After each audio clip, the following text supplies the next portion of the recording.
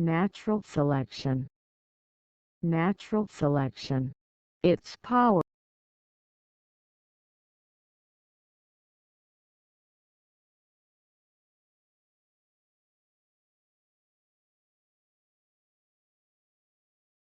On the Origin of Species, by Charles Darwin.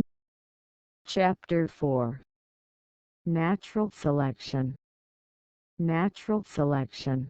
Its power compared with man's selection. Its power on characters of trifling importance. Its power at all ages and on both sexes. Sexual selection. On the generality of intercrosses between individuals of the same species.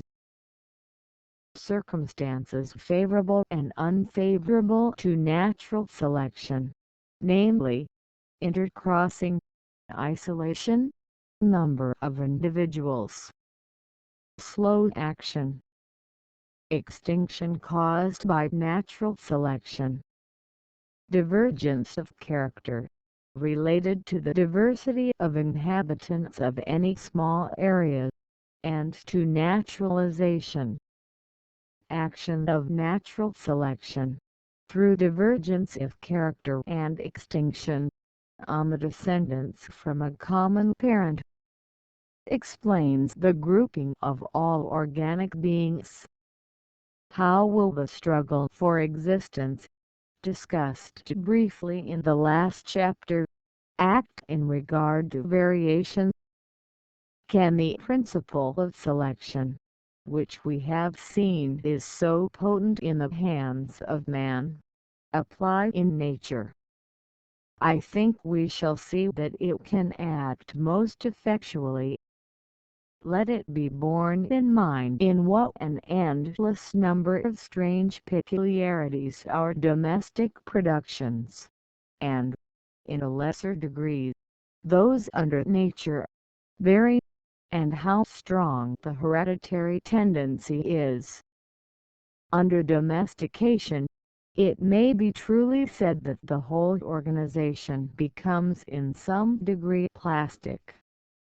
Let it be borne in mind how infinitely complex and close-fitting are the mutual relations of all organic beings to each other and to their physical conditions of life. Can it, then, be thought improbable, seeing the variations useful to man have undoubtedly occurred, that other variations useful in some way to each being in the great and complex battle of life, should sometimes occur in the course of thousands of generations? If such do occur, can we doubt, remembering that many more individuals are born than can possibly survive, that individuals having any advantage, however slight, over others, would have the best chance of surviving and of procreating their kind? On the other hand, we may feel sure that any variation in the least degree injurious would be rigidly destroyed. This preservation of favorable variations and the rejection of injurious variations, I call natural selection. Variations neither useful nor injurious would not be affected by natural selection, and would be left a fluctuating element, as perhaps we see in the species called polymorphic. We shall best understand the probable course of natural selection by taking the case of a country undergoing some physical change, for instance, of climate. The proportional numbers of its inhabitants would almost immediately undergo a change, and some species might become extinct. We may conclude, from what we have seen of the intimate and complex manner in which the inhabitants of each country are bound together, that any change in the numerical proportions of some of the inhabitants, independently of the change of climate itself, would most seriously affect many of the others. If the country were open on its borders, new forms would certainly immigrate, and this also would seriously disturb the relations of some of the former inhabitants. Let it be remembered how powerful the influence of a single introduced tree or mammal has been shown to be. But in the case of an island, or of a country partly surrounded by barriers, into which new and better adapted forms could not freely enter, we should then have places in the economy of nature which would assuredly be better filled up, if some of the original inhabitants were in some manner modified, for, had the area been open to immigration, these same places would have been seized on by intruders. In such case, every slight modification, which in the course of ages chanced to arise, and which in any way favored the individuals of any of the species, by better adapting them to their altered conditions, would tend to be preserved, and natural selection would thus have free scope for the work of improvement. We have reason to believe, as stated in the first chapter, that a change in the conditions of life, by specially acting on the reproductive system, causes or increases variability, and in the foregoing case the conditions of life are supposed to have undergone a change, and this would manifestly be favorable to natural selection, by giving the better chance of profitable variations occurring, and unless profitable variations do occur, natural selection can do nothing. Not that, as I believe, any extreme amount of variability is necessary, as man can certainly produce great results by adding up in any given direction mere individual differences, so could nature, but far more easily, from having incomparably longer time at her disposal. Nor do I believe that any great physical change, as of climate, or any unusual degree of isolation to check immigration, is actually necessary to produce new and unoccupied places for natural selection to fill up by modifying and improving some of the varying inhabitants. For as all the inhabitants of each country are struggling together with nicely balanced forces, extremely slight modifications in the structure or habits of one inhabitant would often give it an advantage over others, and still further modifications of the same kind would often still further increase the advantage. No country can be named in which all the native inhabitants are now so perfectly adapted to each other and to the physical conditions under which they live, that none of them could anyhow be improved, for in all countries, the natives have been so far conquered by naturalized productions, that they have allowed foreigners to take firm possession of the land. And as foreigners have thus everywhere beaten some of the natives, we may safely conclude that the natives might have been modified with advantage, so as to have better resisted such intruders as man can produce, and certainly has produced a great result by his methodical and unconscious means of selection. What may not nature effect? Man can act only on external and visible characters. Nature cares nothing for appearances, except in so far as they may be useful to any being. She can act on every internal organ, on every shade of constitutional difference, on the whole machinery of life. Man selects only for his own good, nature only for that of the being which she tends. Every selected character is fully exercised by her, and the being is placed under well-suited conditions of life.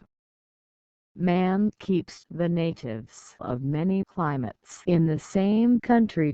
He seldom exercises each selected character in some peculiar and fitting manner. He feeds a long and a short-beaked pigeon on the same food. He does not exercise the long-backed or long-legged quadruped in any peculiar manner. He exposes sheep with long and short wool to the same climate. He does not allow the most vigorous males to struggle for the females. He does not rigidly destroy all inferior animals, but protects during each varying season, as far as lies in his power, all his productions. He often begins his selection by some half-monstrous form, or at least by some modification prominent enough to catch his eye, or to be plainly useful to him. Under nature, the slightest difference of structure or constitution may well turn the nicely balanced scale in the struggle for life, and so be preserved. How fleeting are the wishes and efforts of man! How short his time! And consequently how poor will his products be, compared with those accumulated by nature during whole geological periods. Can we wonder, then, that nature's productions should be far truer in character than man's productions, that they should be infinitely better adapted to the most complex conditions of life, and should plainly bear the stamp of far higher workmanship? It may be said that natural selection is daily and hourly scrutinizing, throughout the world, every variation, even the slightest, rejecting that which is bad, preserving and adding up all that is good, silently and insensibly working, whenever and wherever opportunity offers, at the improvement of each organic being in relation to its organic and inorganic conditions of life. We see nothing of these slow changes in progress, until the hand of time has marked the long lapse of ages, and then so imperfect is our view into long past geological ages, that we only see that the forms of life are now different from what they formerly were. Although natural selection can act only through and for the good of each being, yet characters and structures, which we are apt to consider as of very trifling importance, may thus be acted on. When we see leaf-eating insects green, and bark-feeders mottled gray, the alpine ptarmigan white in winter, the red grouse the color of heather, and the black grouse that of peaty earth, we must believe that these tints are of service to these birds and insects in preserving them from danger. Grouse, if not destroyed at some period of their lives, would increase in countless numbers. They are known to suffer largely from birds of prey, and hawks are guided by eyesight to their prey, so much so that on parts of the continent persons are warned not to keep white pigeons, as being the most liable to destruction. Hence I can see no reason to doubt that natural selection might be most effective in giving the proper color to each kind of grouse, and in keeping that color when once acquired, true and constant. Nor ought we to think that the occasional destruction of an animal of any particular color would produce little effect. We should remember how essential it is in a flock of white sheep to destroy every lamb with the faintest trace of black. In plants, the down on the fruit and the color of the flesh are considered by botanists as characters of the most trifling importance. Yet we hear from an excellent horticulturist, doubting that in the United States smooth-skinned fruits suffer far more from a beetle, operculio, than those with down. That purple plums suffer far more from a certain disease than yellow plums, whereas another disease attacks yellow flesh, peaches, far more than those with other colored flesh.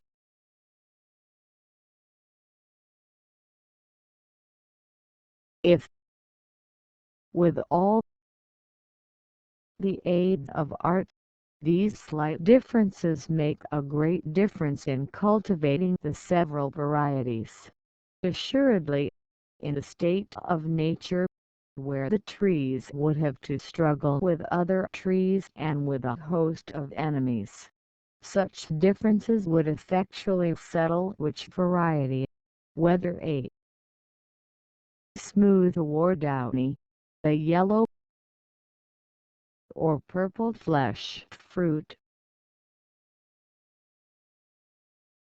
should succeed.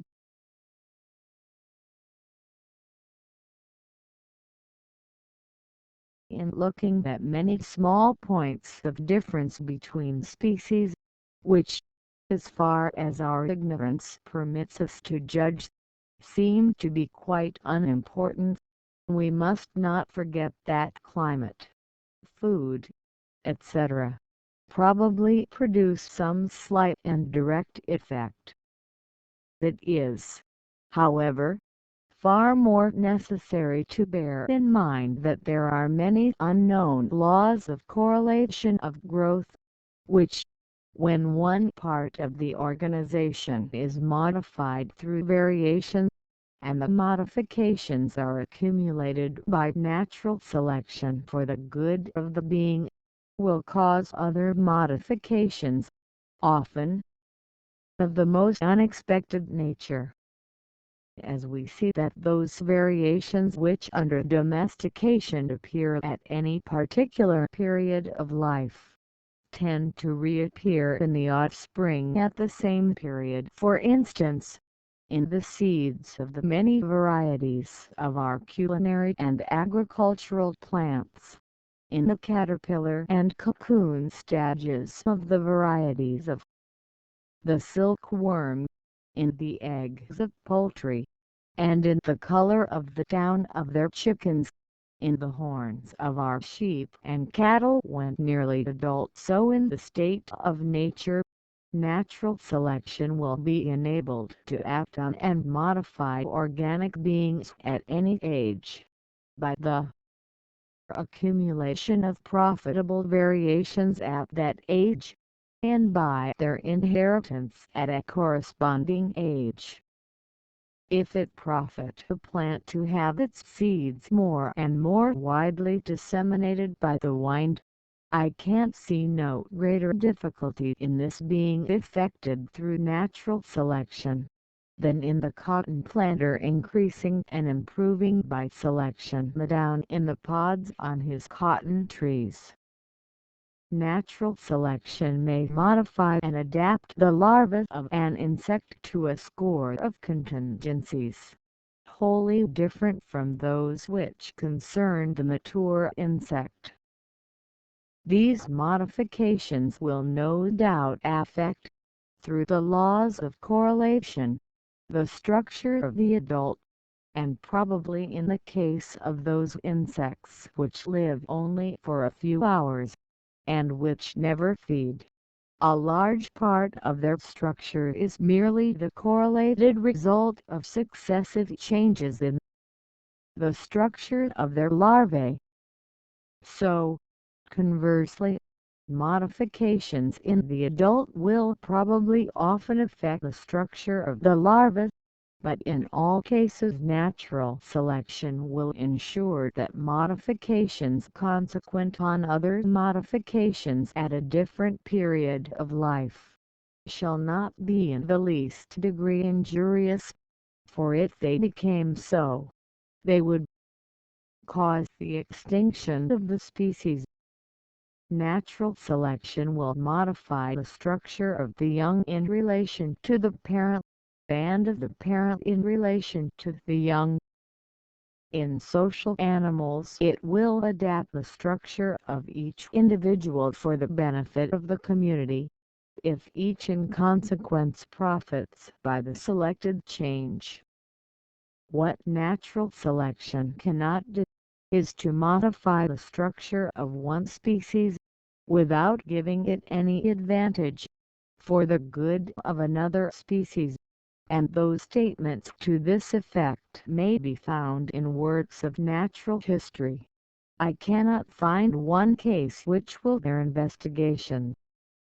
The structure used only once in an animal's whole life, if of high importance to it, might be modified to any extent by natural selection. For instance, the great jaws possessed by certain insects, and used exclusively for opening the cocoon, or the hard tip to the beak of nestling birds, used for breaking the egg. It has been asserted that of the best short-beaked tumbler pigeons more perish in the egg than are able to get out of it, so that fanciers assist in the act of hatching. Now, if nature had to make the beak of a full-grown pigeon very short for the bird's own advantage, the process of modification would be very slow, and there would be simultaneously the most rigorous selection of the young birds within the egg, which had the most powerful and hardest beaks, for all with weak beaks would inevitably perish, or more delicate and more easily broken shells might be selected, the thickness of the shell being known to vary like every other structure. Sexual selection. Inasmuch as peculiarities often appear under domestication in one sex and become hereditarily attached to that sex, the same fact probably occurs under nature, and if so, natural selection will be able to modify one sex in its functional relations to the other sex, or in relation to wholly different habits of life in the two sexes, as is sometimes the case with insects. And this leads me to say a few words on what I call sexual selection. This depends, not on a struggle for existence, but on a struggle between the males for possession of the females. The result is not death to the unsuccessful competitor, but few or no offspring. Sexual selection is, therefore, less rigorous than natural selection. Generally, the most vigorous males, those which are best fitted for their places in nature, will leave most progeny. But in many cases, victory will depend not on general vigor, but on having special weapons, confined to the male sex. The hornless stag or spareless cock would have a poor chance of leaving offspring. Sexual selection by always allowing the victor to breed might surely give indomitable courage, length to the spur, and strength to the wing to strike in the spurred leg, as well as the brutal cockfighter, who knows well that he can improve his breed by careful selection of the best cocks. How low in the scale of nature this law of battle descends, I know not. Male alligators have been described as fighting, bellowing, and whirling round, like Indians in a war dance, for the possession of the females. Male salmons have been seen fighting all day long. Male stag beetles often bear wounds from the huge mandibles of other males. The war is, perhaps, severest between the males of polygamous animals, and these seem oftenest provided with special weapons. The males of carnivorous animals are already well armed, though to them and to others, special means of defense may be given through means of sexual selection, as the mane to the lion, the shoulder pad to the boar, and the hood jaw to the male salmon, for the shield may be as important for victory as the sword or spear. Amongst birds, the contest is often of a more peaceful character.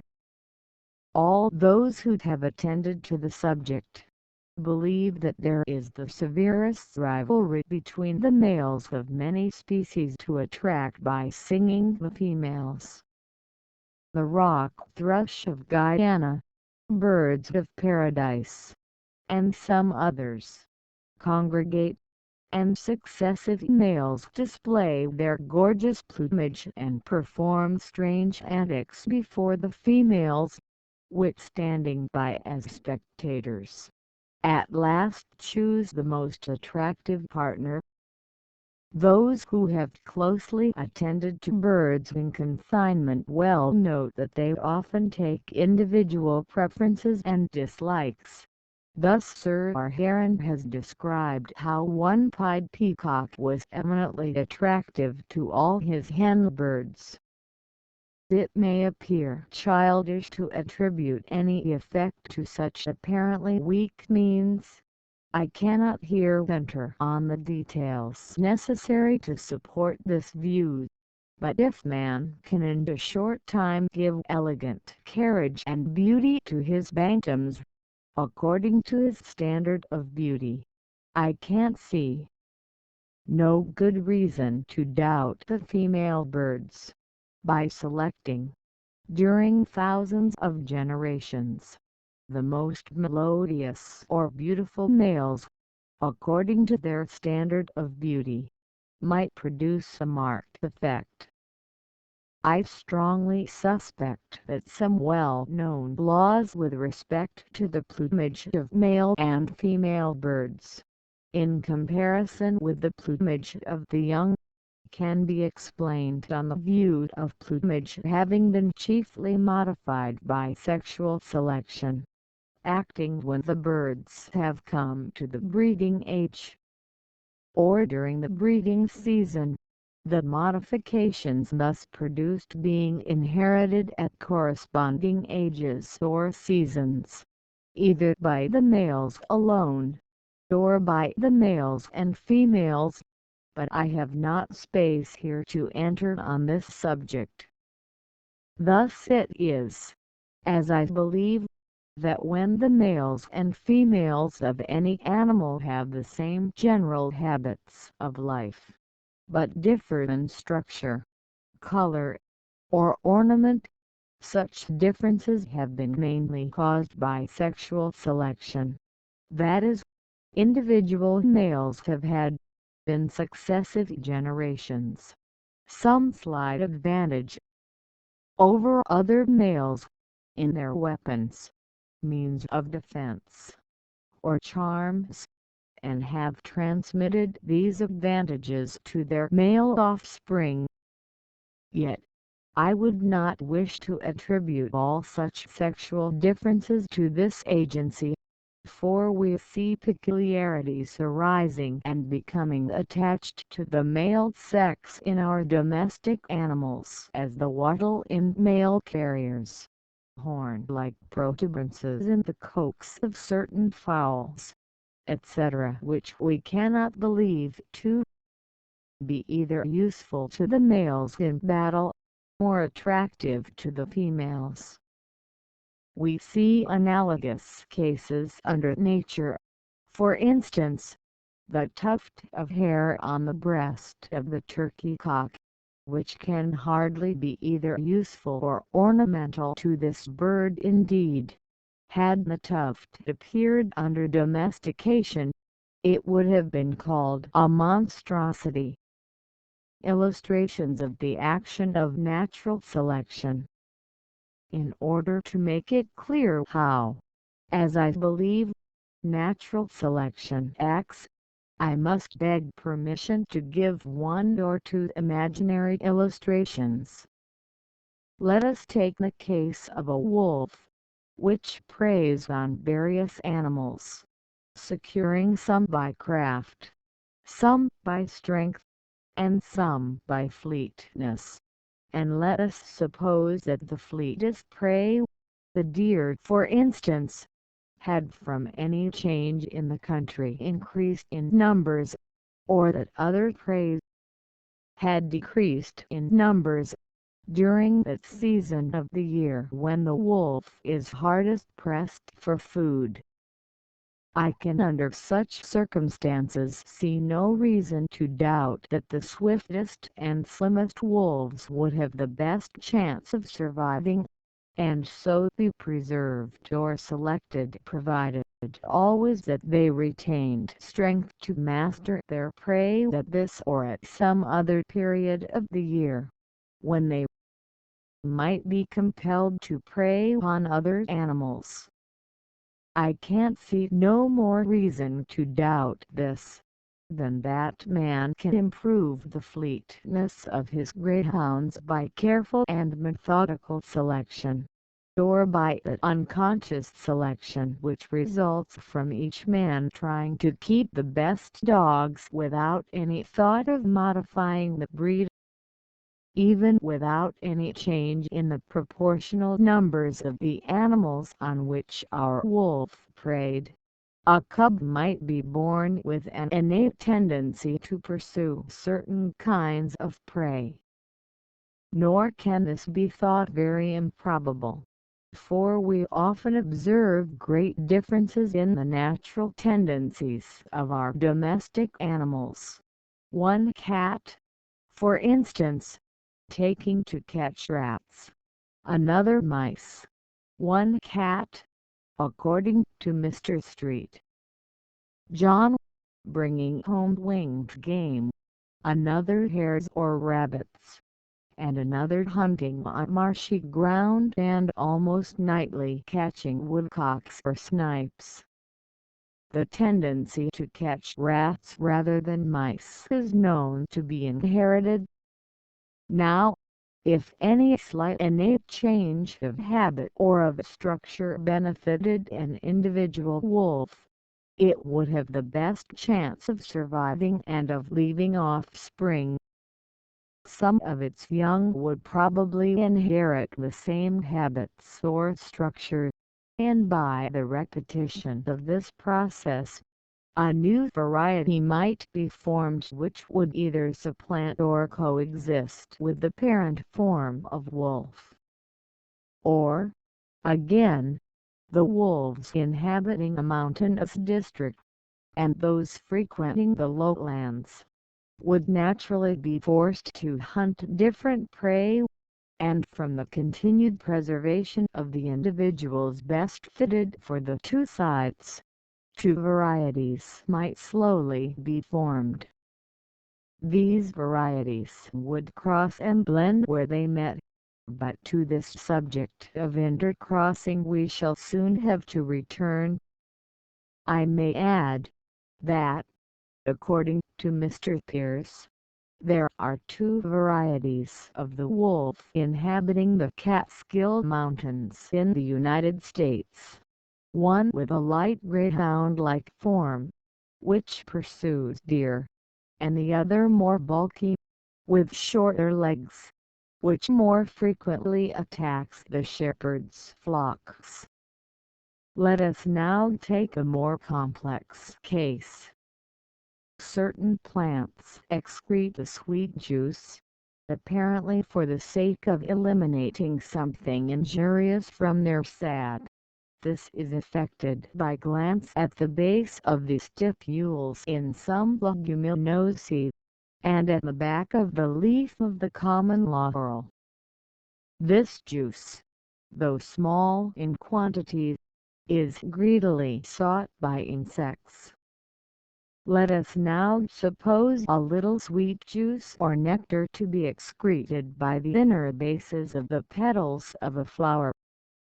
In this case insects seeking the nectar would get dusted with pollen, and would certainly often transport the pollen from one flower to the stigma of another flower.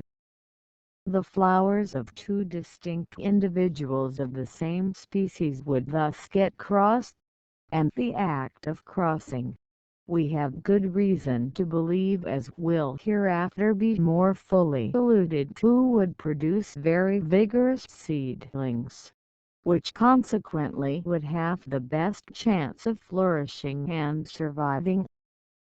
Some of these seedlings would probably inherit the nectar-excreting power. Those individual flowers which had the largest glands or nectaries, and which excreted most nectar, would be oftenest visited by insects, and would be oftenest crossed, and so in the long run would gain the upper hand. Those flowers, also, which had their stamens and pistils placed in relation to the size and habits of the particular insects which visited them, so as to favor in any degree the transportal of their pollen from flower to flower, would likewise be favored or selected. We might have taken the case of insects visiting flowers for the sake of collecting pollen instead of nectar, and as pollen is formed for the sole object of fertilization, its destruction appears a simple loss to the plant. Yet if a little pollen were carried, at first occasionally and then habitually, by the pollen-devouring insects from flower to flower, and a cross thus effected, although 9/10 of the pollen were destroyed, it might still be a great gain to the plant, and those individuals which produced more and more pollen, and had larger and larger anthers, would be selected. When our plant, by this process of the continued preservation or natural selection of more and more attractive flowers, had been rendered highly attractive to insects, they would, unintentionally on their part, regularly carry pollen from flower to flower, and that they can most effectually do this, I could easily show by many striking instances.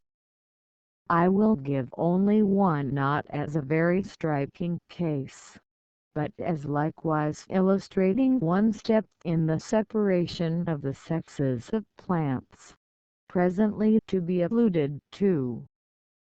Some holly trees bear only male flowers, which have for stamens producing rather a small quantity of pollen, and a rudimentary pistil. Other holly trees bear only female flowers. These have a full-sized pistil, and for stamens with shriveled anthers, in which not a grain of pollen can be detected. Having found a female tree exactly 60 yards from a male tree, I put the stigmas of 20 flowers, taken from different branches, under the microscope, and on all, without exception, there were pollen grains, and on some a profusion of pollen. As the wind had set for several days from the female to the male tree, the pollen could not thus have been carried. The weather had been cold and boisterous, and therefore not favorable to bees. Nevertheless, every female flower which I examined had been effectually fertilized by the bees, accidentally dusted with pollen, having flown from tree to tree in search of nectar. But to return to our imaginary case. As soon as the plant had been rendered so highly attractive to insects that pollen was regularly carried from flower to flower, another process might commence. No naturalist doubts the advantage of what has been called the physiological division of labor. Hence we may believe that it would be advantageous to a plant to produce stamens alone in one flower or on one whole plant, and pistils alone in another flower or on another plant. In plants under culture and placed under new conditions of life, sometimes the male organs and sometimes the female organs become more or less impotent. Now if we suppose this to occur in ever so slight a degree under nature, then as pollen is already carried regularly from flower to flower, and as a more complete separation of the sexes of our plant would be advantageous on the principle of the division of labor, individuals with this tendency more and more increased would be continually favored or selected, until at last a complete separation of the sexes would be effected. Let us now turn to the nectar-feeding insects in our imaginary case.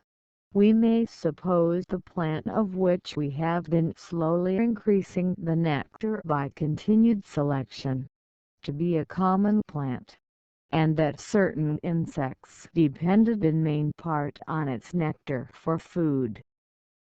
I could give many facts, showing how anxious bees are to save time. For instance, their habit of cutting holes and sucking the nectar at the bases of certain flowers, which they can, with a very little more trouble, enter by the mouth. Bearing such facts in mind, I can't see no reason to doubt that an accidental deviation in the size and form of the body, or in the curvature and length of the proboscis, etc., far too slight to be appreciated by us, might profit a bee or other insect, so that an individual so characterized would be able to obtain its food more quickly, and so have a better chance of living and leaving descendants. Its descendants would probably inherit a tendency to a similar slight deviation of structure. The tubes of the corollas of the common red and incarnate clovers Trifolium potens and incarnatum do not on a hasty glance appear to differ in length, yet the hive bee can easily suck the nectar out of the incarnate clover, but not out of the common red clover, which is visited by humblebees alone, so that whole fields of the red clover offer in vain an abundant supply of precious nectar to the hive bee. Thus it might be a great advantage to the hive bee to have a slightly longer or differently constructed proboscis.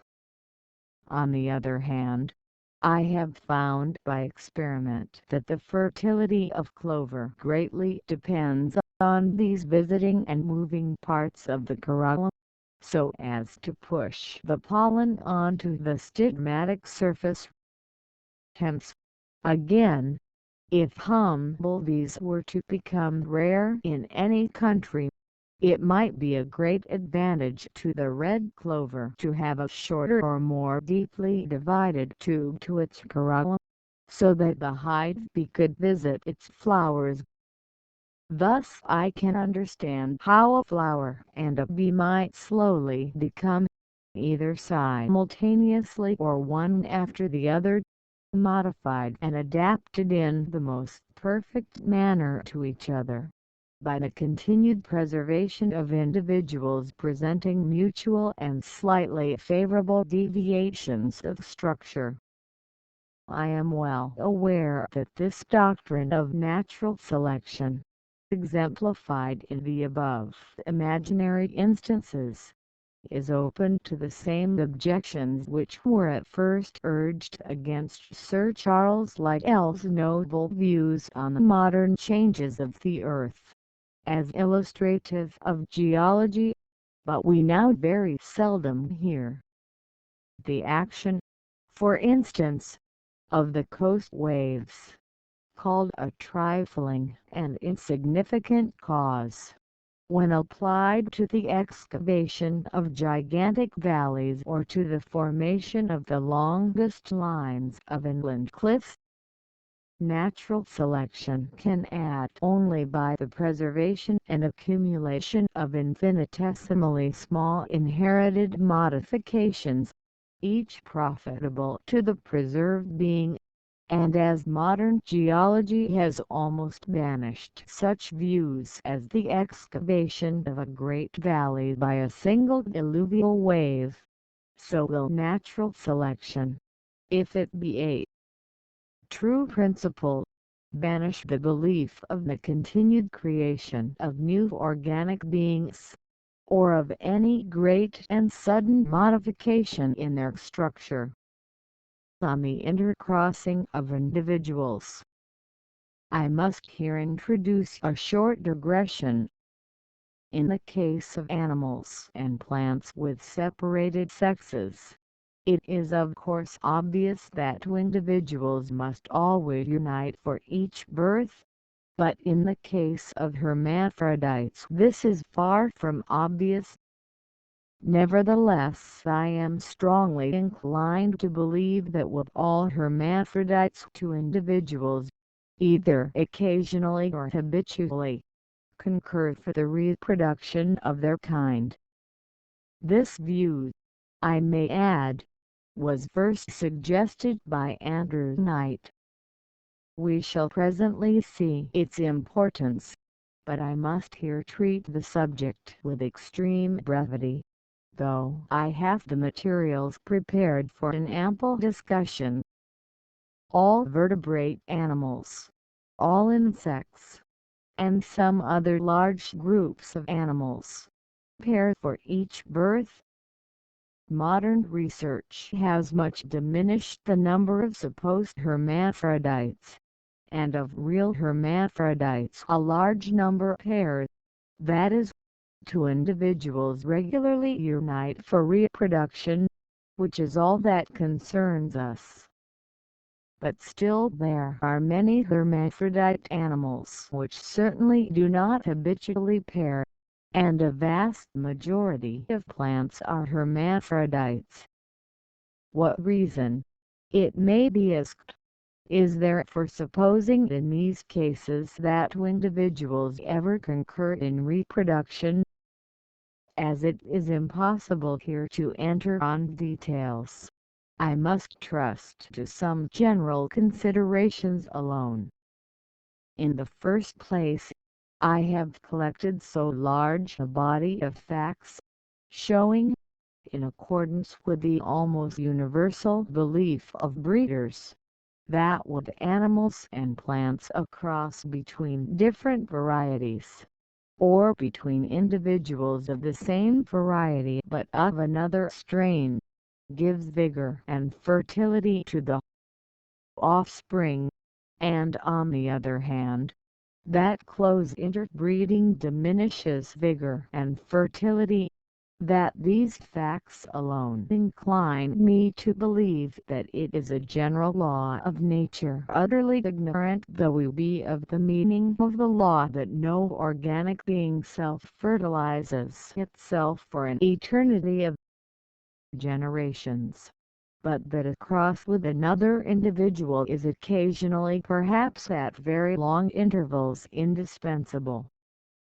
On the belief that this is a law of nature, we can, I think, understand several large classes of facts, such as the following, which on any other view are inexplicable. Every hybridizer knows how unfavorable exposure to wet is to the fertilization of a flower. Yet when a multitude of flowers have their anthers and stigmas fully exposed to the weather. But if an occasional cross be indispensable, the fullest freedom for the entrance of pollen from another individual will explain this state of exposure, more especially as the plant's own anthers and pistil generally stand so close together that self-fertilization seems almost inevitable. Many flowers, on the other hand, have their organs of fructification closely enclosed, as in the great Papilionaceous or pea family, but in several, perhaps in all, such flowers, there is a very curious adaptation between the structure of the flower and the manner in which bees suck the nectar, for, in doing this, they either push the flower's own pollen on the stigma, or bring pollen from another flower. So necessary are the visits of bees to Papilionaceous flowers, that I have found, by experiments published elsewhere, that their fertility is greatly diminished if these visits be prevented.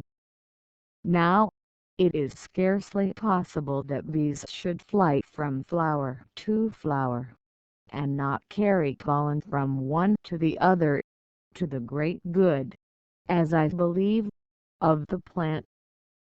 Bees will act like a camel hair pencil, and it is quite sufficient just to touch the anthers of one flower and then the stigma of another with the same brush to ensure fertilization. But it must not be supposed that bees would thus produce a multitude of hybrids between distinct species. For if you bring on the same brush of plant's own pollen and pollen from another species, the former will have such a prepotent effect, that it will invariably and completely destroy, as has been shown by Gardner, any influence from the foreign pollen. When the stamens of a flower suddenly spring towards the pistil, or slowly move one after the other towards it, the contrivance seems adapted solely to ensure self-fertilization, and no doubt it is useful for this end, but the agency of insects is often required to cause the stamens to spring forward, as Coleridge has shown to be the case with the barberry, and curiously in this very genus, which seems to have a special contrivance for self-fertilization. It is well known that if very closely allied forms or varieties are planted near each other, it is hardly possible to raise pure seedlings, so largely do they naturally cross. In many other cases, far from there being any aid for self-fertilization, there are special contrivances, as I could show from the writings of C.C. Sprengel and from my own observations, which effectually prevent the stigma receiving pollen from its own flower. For instance, in Lobula effulgens, there is a really beautiful and elaborate contrivance by which every one of the infinitely numerous pollen granules are swept out of the conjoined anthers of each flower, before the stigma of that individual flower is ready to receive them. And as this flower is never visited, at least in my garden, by insects, it never sets a seed, though by placing pollen from one flower on the stigma of another, I raise plenty of seedlings. And whilst another species of lobula growing close by, which is visited by bees, seeds freely. In very many other cases, though there be no special mechanical contrivance to prevent the stigma of a flower receiving its own pollen, yet, as C.C. Sprengel has shown, and as I can confirm, either the anthers burst before the stigma is ready for fertilization, or the stigma is ready before the pollen of the flower is ready, so that these plants have in fact separated sexes, and must habitually be crossed. How strange are these facts! How strange that the pollen and stigmatic surface of the same flower, though placed so close together, as if for the very purpose of self-fertilization, should in so many cases be mutually useless to each other. How simply are these facts explained on the view of an occasional cross with a distinct individual being advantageous or indispensable. If several varieties of the cabbage, radish, onion, and of some other plants be allowed to seed near each other, a large majority, as I have found, of the seedlings thus raised will turn out mongrels. For instance, I raised 233 seedling cabbages from some plants of different varieties growing near each other, and of these only 78 were true to their kind, and some even of these were not perfectly true. Yet the pistil of each cabbage flower is surrounded not only by its own 6 stamens, but by those of the many other flowers on the same plant. How, then, comes it that such a vast number of the seedlings are mongrelized? I suspect that it must arise from the pollen of a distinct variety having a prepotent effect over the flower's own pollen, and that this is part of the general law of good being derived from the intercrossing of distinct individuals of the same species. When distinct species are crossed, the case is directly the reverse, for a plant's own pollen is always prepotent over foreign pollen. But to this subject we shall return in a future chapter. In the case of a gigantic tree covered with innumerable flowers, it may be objected that pollen could seldom be carried from tree to tree, and at most only from flower to flower on the same tree, and the flowers on the same tree can be considered as distinct individuals only in the limited sense. I believe this objection to be valid, but that nature has largely provided against it by giving to trees a strong tendency to bear flowers with separated sexes. When the sexes are separated, although the male and female flowers may be produced on the same tree, we can see that pollen must be regularly carried from flower to flower, and this will give a better chance of pollen being occasionally carried from tree to tree. That trees belonging to all orders have their sexes more often separated than other plants, I find to be the case in this country, and at my request Dr. Hooker tabulated the trees of New Zealand, and Dr. A.S.A. Gray those of the United States, and the result was as I anticipated. On the other hand, Dr. Hooker has recently informed me that he finds that the rule does not hold in Australia, and I have made these few remarks on the sexes of trees simply to call attention to the subject. Turning for a very brief space to animals. On the land there are some hermaphrodites, as plant mollusca and earthworms, but these all pair. As yet I have not found a single case of a terrestrial animal which fertilizes itself. We can understand this remarkable fact, which offers so strong a contrast with terrestrial plants, on the view of an occasional cross being indispensable, by considering the medium in which terrestrial animals live, and the nature of the fertilizing element, for we know of no means analogous to the action of insects and of the wind in the case of plants, by which an occasional cross could be effected with terrestrial animals without the concurrence of two individuals. Of aquatic animals, there are many self-fertilizing hermaphrodites, but here currents in the water offer an obvious means for an occasional cross, and, as in the case of flowers, I have as yet failed, after consultation with one of the highest authorities, namely, Professor Huxley, to discover a single case of an hermaphrodite animal with the organs of reproduction so perfectly enclosed within the body, that access from without and the occasional influence of a distinct individual can be shown to be physically impossible.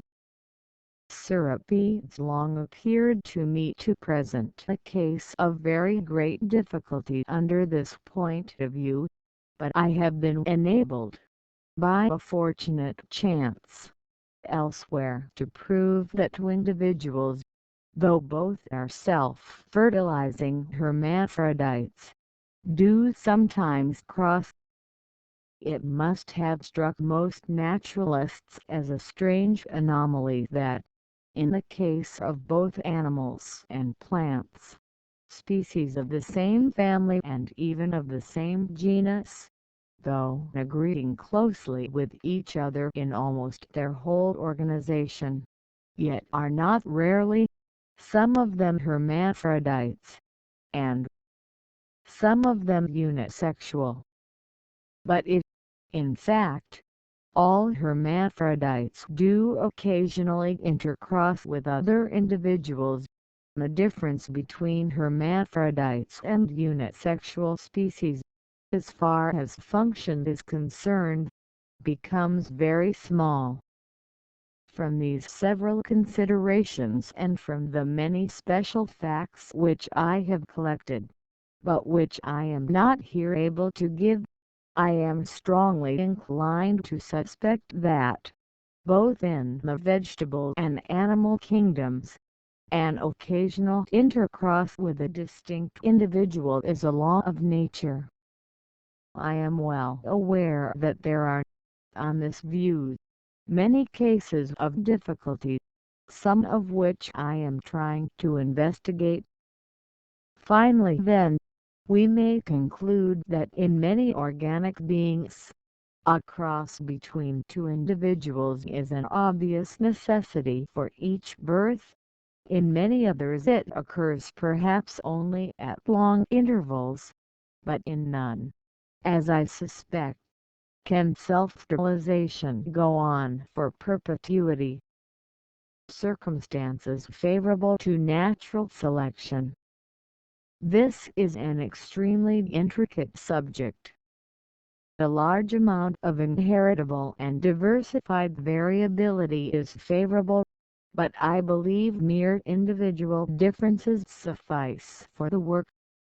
A large number of individuals, by giving the better chance for the appearance within any given period of profitable variations, will compensate for a lesser amount of variability in each individual, and is, I believe, an extremely important element of success.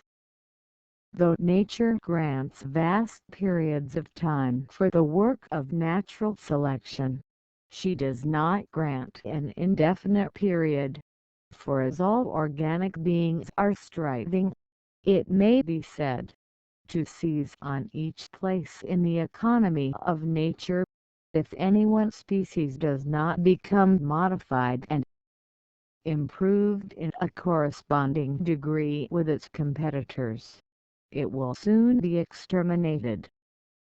In man's methodical selection, a breeder selects for some definite object, and free intercrossing will wholly stop his work.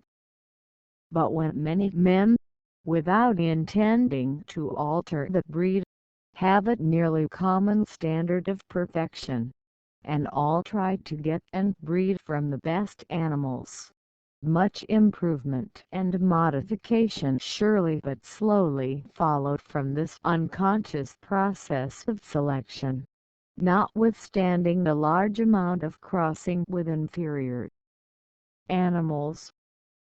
Thus it will be in nature, for within a confined area, with some place in its polity not so perfectly occupied as might be, natural selection will always tend to preserve all the individuals varying in the right direction, though in different degrees, so as better to fill up the unoccupied place.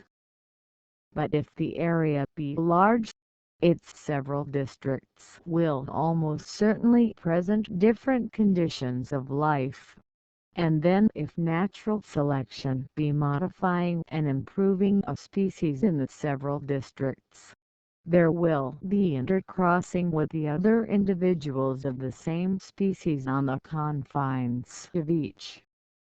And in this case the effects of intercrossing can hardly be counterbalanced by natural selection always tending to modify all the individuals in each district in exactly the same manner to the conditions of each. For in a continuous area, the conditions will generally graduate the way insensibly from one district to another. The intercrossing will most affect those animals which unite for each birth, which wander much, and which do not breed at a very quick rate. Hence in animals of this nature, for instance in birds, varieties will generally be confined to separated countries, and this I believe to be the case. In hermaphrodite organisms which cross only occasionally, and likewise in animals which unite for each birth, but which wander little and which can increase at a very rapid rate, a new and improved variety might be quickly formed on any one spot, and might there maintain itself in a body, so that whatever intercrossing took place would be chiefly between the individuals of the same new variety.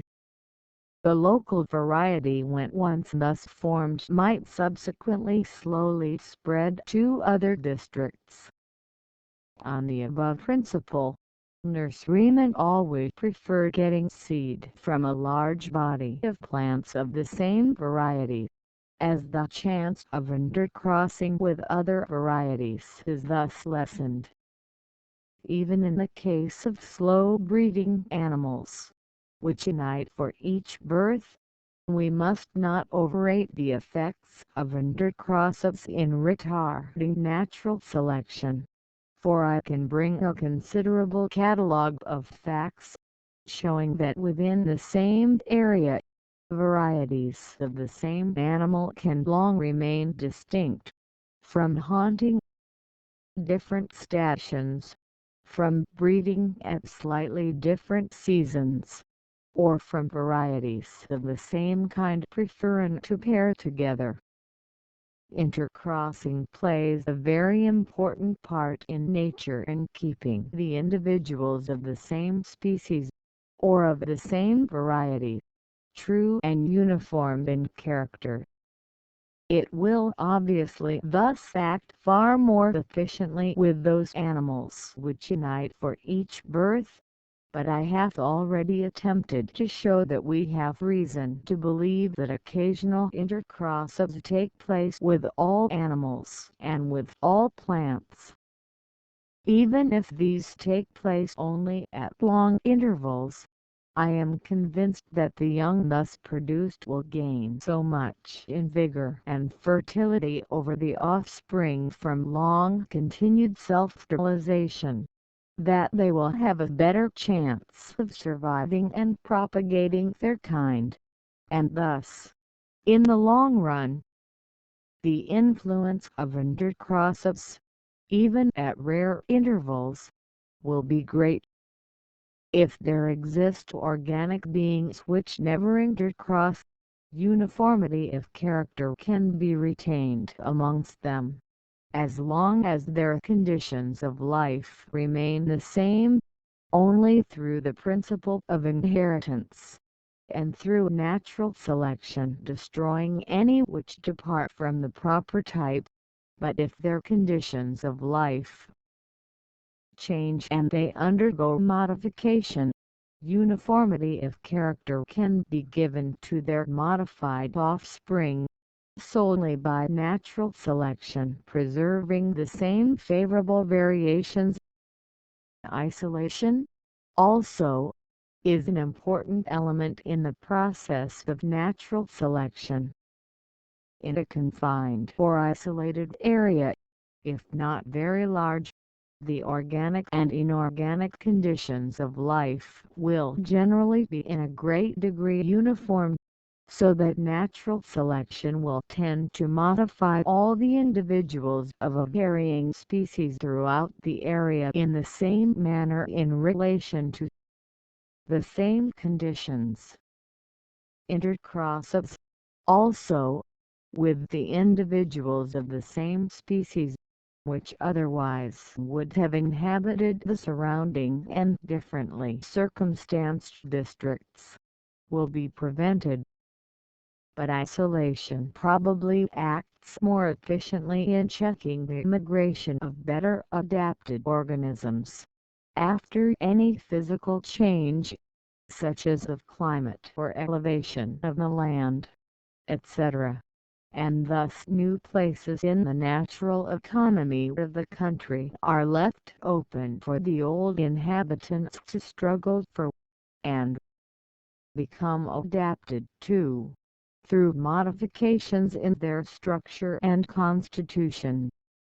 Lastly, isolation, by checking the migration and consequently competition, will give time for any new variety to be slowly improved, and this may sometimes be of importance in the production of new species.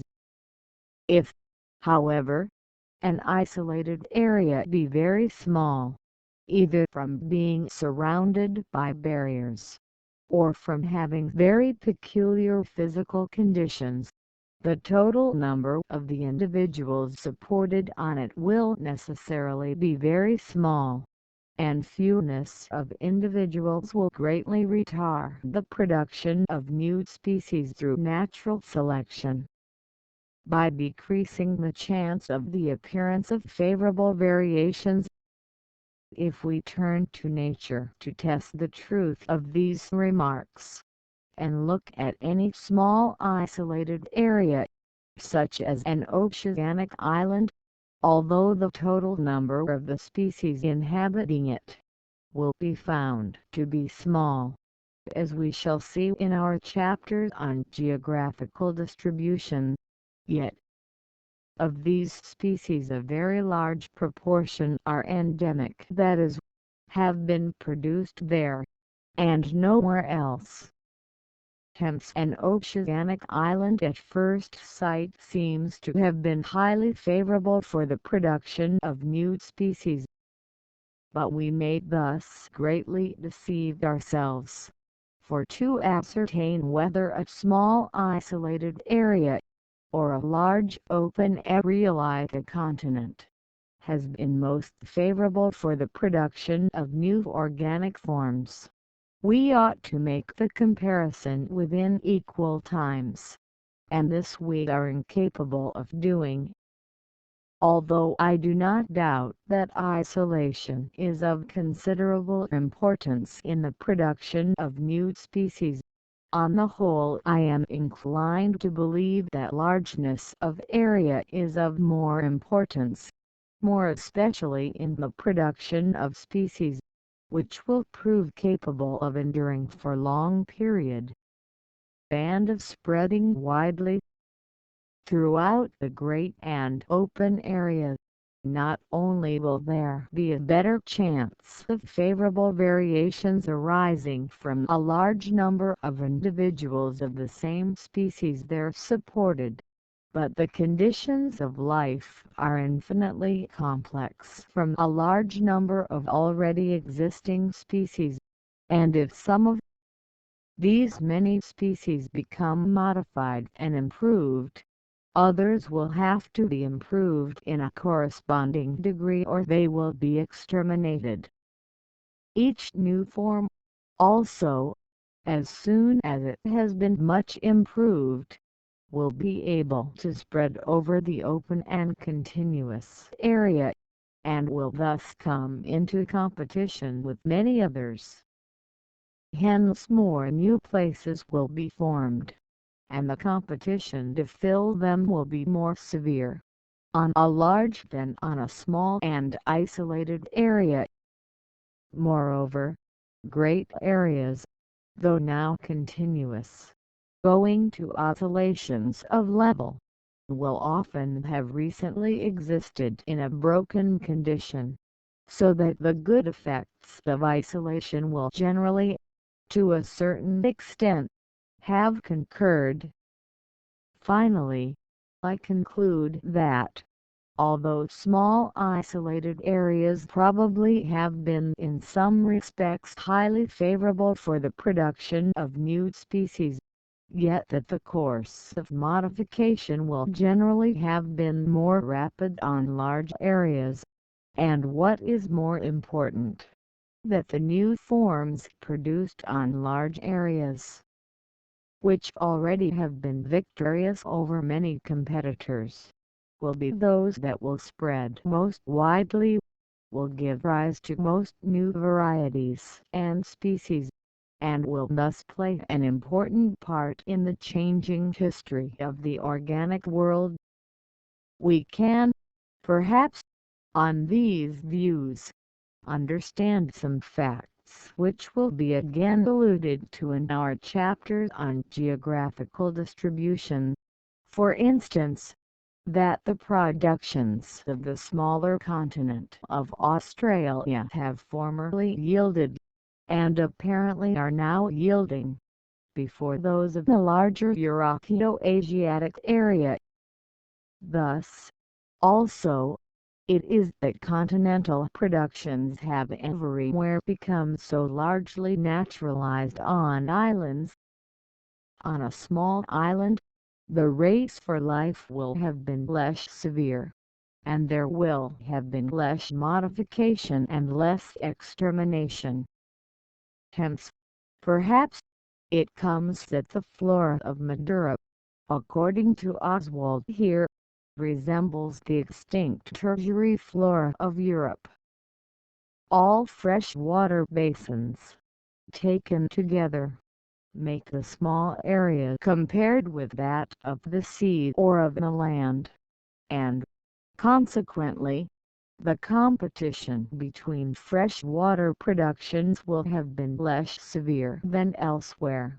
New forms will have been more slowly formed, and old forms more slowly exterminated. And it is in freshwater that we find 7 genera of ganoid fishes, remnants of a once preponderant order, and in freshwater we find some of the most anomalous forms now known in the world, as the ornithorhynchus and lepidostron, which, like fossils, connect to a certain extent. Orders now widely separated in the natural scale. These anomalous forms may almost be called living fossils, they have endured to the present day, from having inhabited a confined area, and from having thus been exposed to less severe competition. To sum up the circumstances favorable and unfavorable to natural selection, as far as the extreme intricacy of the subject permits, I conclude, looking to the future, that for terrestrial productions the large continental areas, which will probably undergo many oscillations of level, and which consequently will exist for long periods in a broken condition, will be the most favorable for the production of many new forms of life, likely to endure long and to spread widely. For the area will first have existed as a continent, and the inhabitants, at this period numerous in individuals and kinds, will have been subjected to very severe competition. When converted by subsidence into large separate islands, there will still exist many individuals of the same species on each island. Intercrossing on the confines of the range of each species will thus be checked. After physical changes of any kind, the migration will be prevented, so that new places in the polity of each island will have to be filled up by modifications of the old inhabitants, and time will be allowed for the varieties in each to become well modified and perfected. When, by renewed elevation, the islands shall be reconverted into a continental area, there will again be severe competition. The most favored or improved varieties will be enabled to spread. There will be much extinction of the less improved forms, and the relative proportional numbers of the various inhabitants of the renewed continent will again be changed, and again there will be a fair field for natural selection to improve still further the inhabitants, and thus produce new species. That natural selection will always act with extreme slowness, I fully admit. Its action depends on there being places in the polity of nature, which can be better occupied by some of the inhabitants of the country undergoing modification of some kind. The existence of such places will often depend on physical changes, which are generally very slow, and on the immigration of better adapted forms having been checked. But the action of natural selection will probably still oftener depend on some of the inhabitants becoming slowly modified, the mutual relations of many of the other inhabitants being thus disturbed. Nothing can be effected, unless favorable variations occur, and variation itself is apparently always a very slow process. The process will often be greatly retarded by free intercrossing. Many will exclaim that these several causes are amply sufficient wholly to stop the action of natural selection.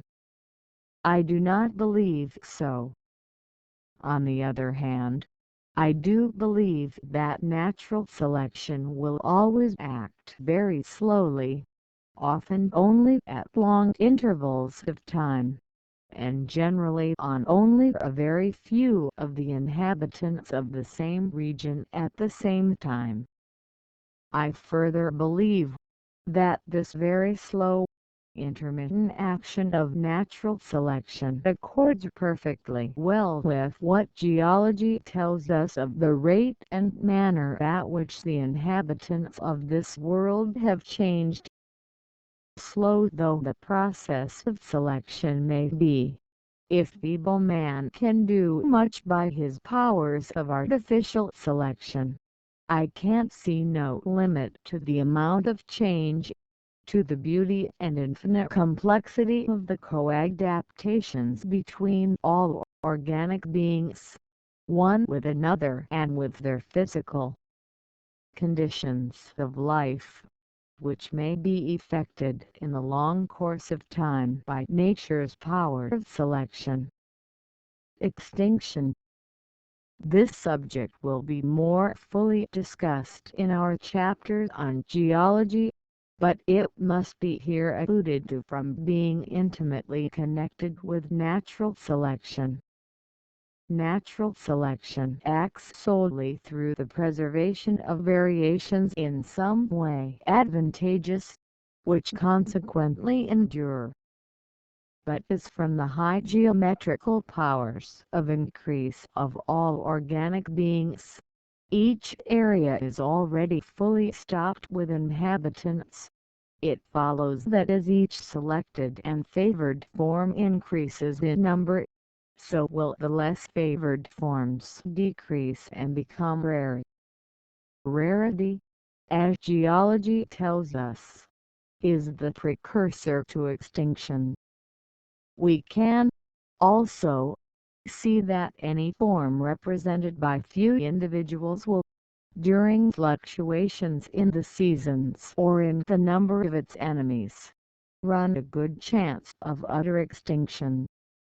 But we may go further than this, for as new forms are continually and slowly being produced, unless we believe that the number of specific forms goes on perpetually and almost indefinitely increasing, numbers inevitably must become extinct.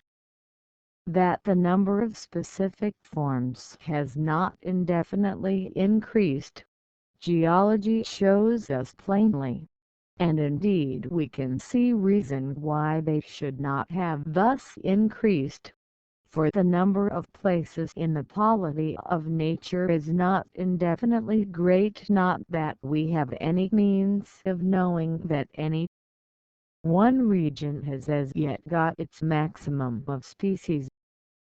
Probably no region is as yet fully stocked, for at the Cape of Good Hope, where more species of plants are crowded together than in any other quarter of the world, some foreign plants have become naturalized, without causing, as far as we know, the extinction of any natives. Furthermore, the species which are most numerous in individuals will have the best chance of producing within any given period favorable variations. We have evidence of this in the facts given in the second chapter, showing that it is the common species which afford the greatest number of recorded varieties, or incipient species. Hence, rare species will be less quickly modified or improved within any given period, and they will consequently be beaten in the race for life by the modified descendants of the commoner species. From these several considerations I think it inevitably follows that as new species in the course of time are formed through natural selection, others will become rarer and rarer, and finally extinct. The forms which stand in closest competition with those undergoing modification and improvement will naturally suffer most, and we have seen in the chapters on the struggle for existence that it is the most closely allied forms, varieties of the same species, and species of the same genus or of related genera which, from having nearly the same structure, constitution, and habits, generally come into the severest competition with each other. Consequently, each new variety or species, during the progress of its formation, will generally press hardest on its nearest kindred, and tend to exterminate them. we see the same process of extermination amongst our domesticated productions, through the selection of improved forms by man. Many curious instances could be given showing how quickly new breeds of cattle, sheep, and other animals, and varieties of flowers, take the place of older and inferior kinds. In Yorkshire, it is historically known that the ancient black cattle were displaced by the longhorns, and that these were swept away by the shorthorns. I quote the words of an agricultural writer as if by some murderous pestilence. Divergence of character. The principle, which I have designated by this term, is of high importance on my theory, and explains, as I believe, several important facts. In the first place, varieties, even strongly marked ones, though having somewhat of the character of species as is shown by the hopeless doubts in many cases how to rank them, yet certainly differ from each other, are less than the good and distinct species. Nevertheless, according to my view, varieties are species in the process of formation, or are, as I have called them, incipient species. How, then, does the lesser difference between varieties become augmented into the greater difference between species? That this does habitually happen, we must infer from most of the innumerable species throughout nature presenting well-marked differences, whereas varieties, the supposed prototypes and parents of future well-marked species, present slight and ill-defined differences.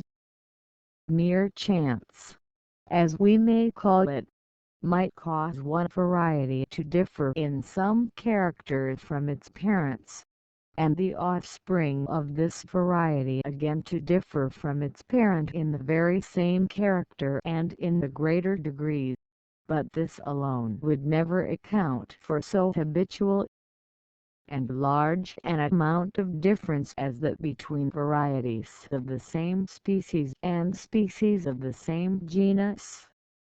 As has always been my practice, let us seek light on this head from our domestic productions. We shall here find something analogous. A fancier is struck by a pigeon having a slightly shorter beak. Another fancier is struck by a pigeon having a rather longer beak, and on the acknowledged principle that fanciers do not and will not admire a medium standard, but like extremes, they both go on as has actually occurred with tumbler pigeons choosing and breeding from birds with longer and longer beaks, or with shorter and shorter beaks.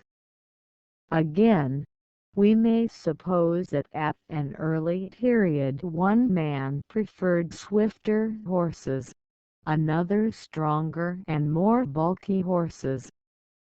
The early differences would be very slight.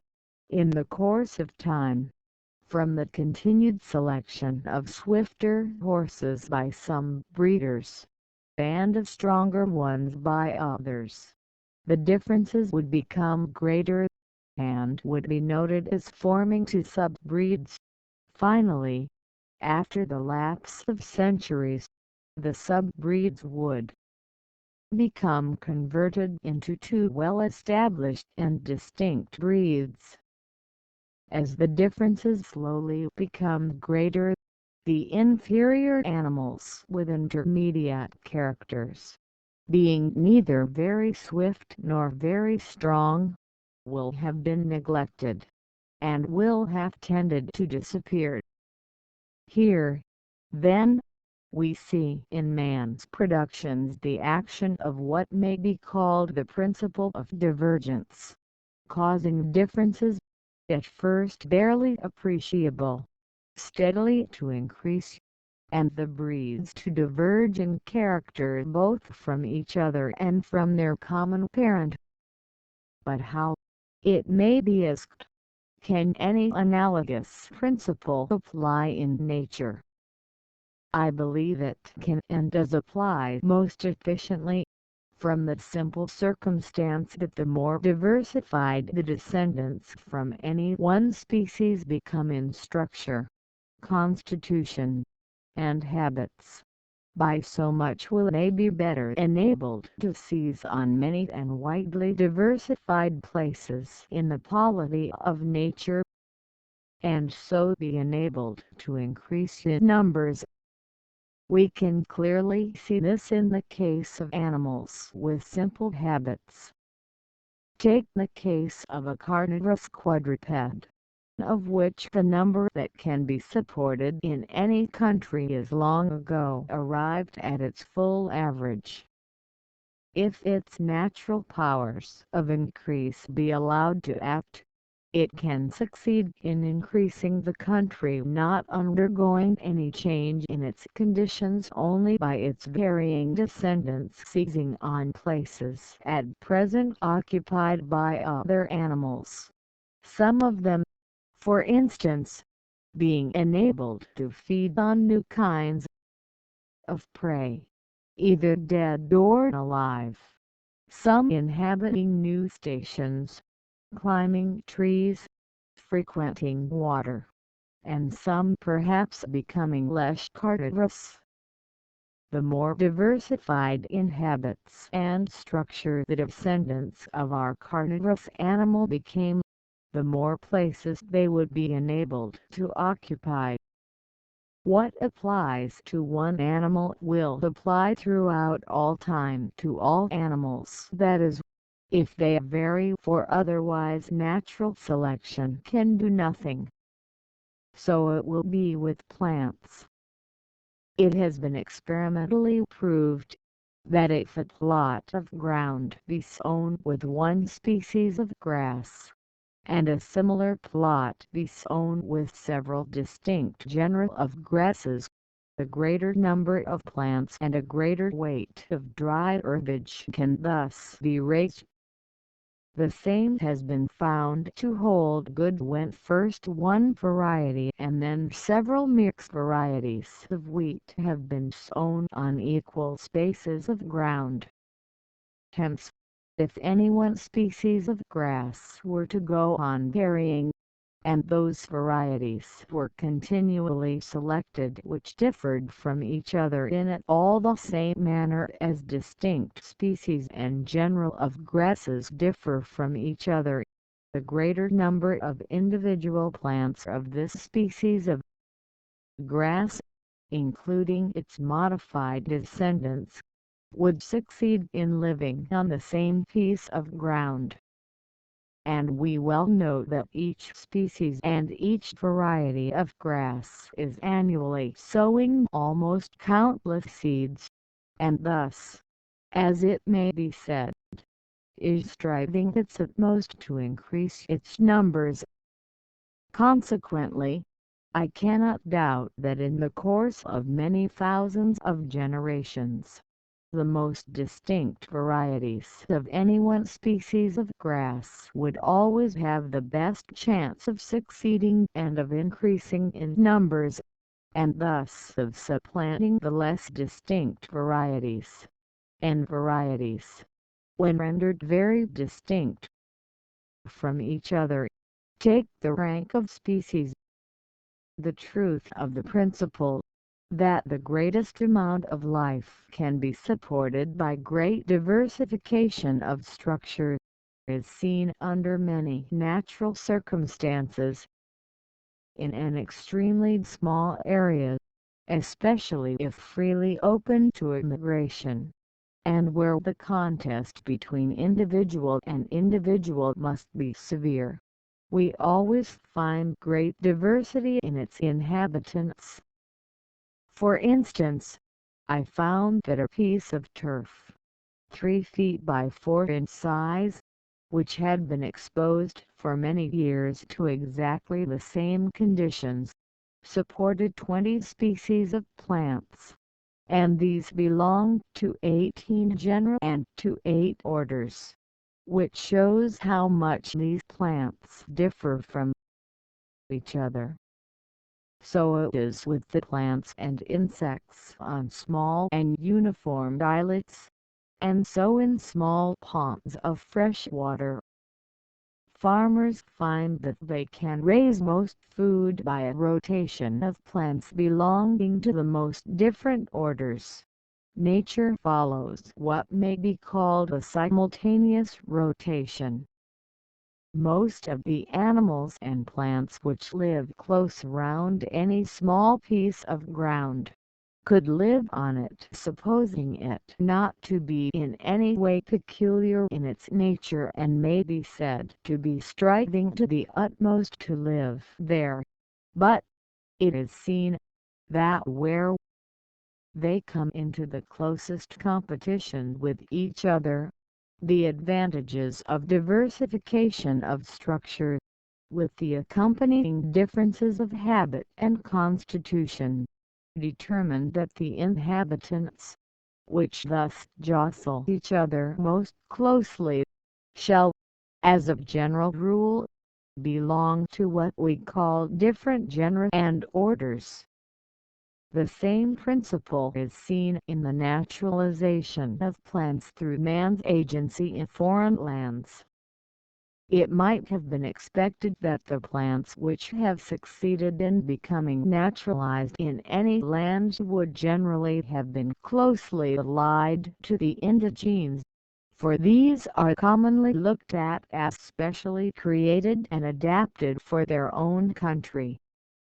It might also, perhaps, have been expected that naturalized plants would have belonged to a few groups more especially adapted to certain stations in their new homes.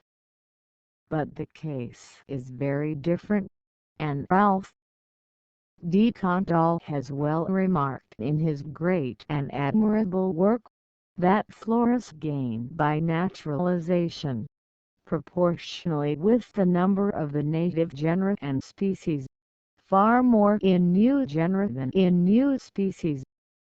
To give a single instance, in the last edition of Dr. A.S.A. Gray's Manual of the Flora of the Northern United States, 260 naturalized plants are enumerated, and these belong to 162 genera. We thus see that these naturalized plants are of a highly diversified nature.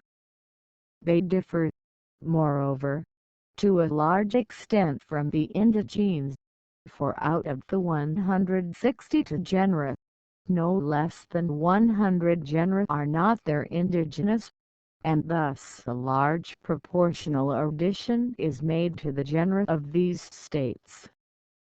By considering the nature of the plants or animals which have struggled successfully with the indigenes of any country, and have there become naturalized, we can gain some crude idea in what manner some of the natives would have had to be modified, in order to have gained an advantage over the other natives, and we may, I think, at least safely infer that diversification of structure, amounting to new generic differences, would have been profitable to them.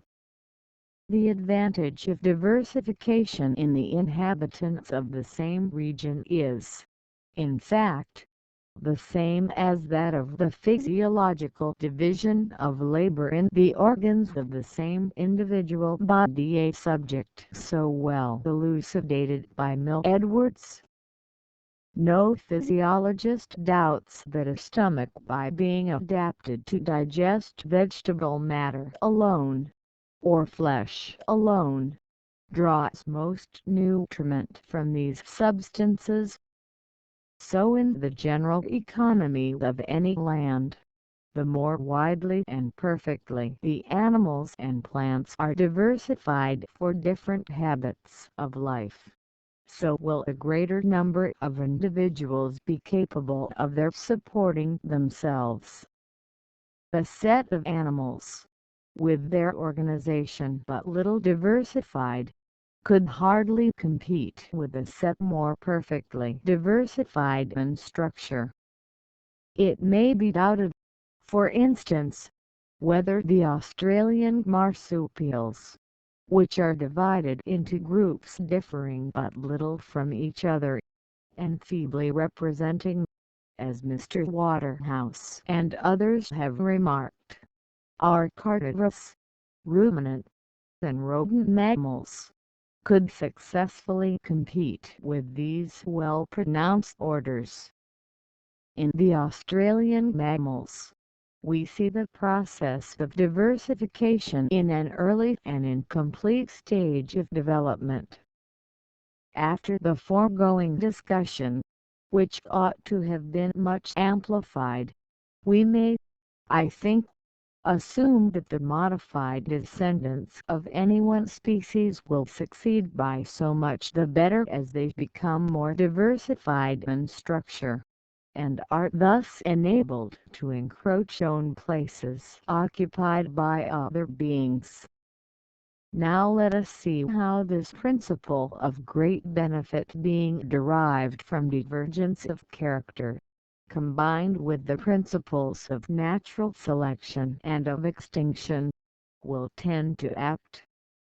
The accompanying diagram will aid us in understanding this rather perplexing subject. Let a 2L represent the species of a genus large in its own country. These species are supposed to resemble each other in unequal degrees, as is so generally the case in nature, and as is represented in the diagram by the letters standing at unequal distances. I have said the large genus, because we have seen in the second chapter, that on an average more of the species of large genera vary than of small genera, and the varying species of the large genera present a greater number of varieties. We have, also, seen that the species, which are the commonest and the most widely diffused, vary more than rare species with restricted ranges.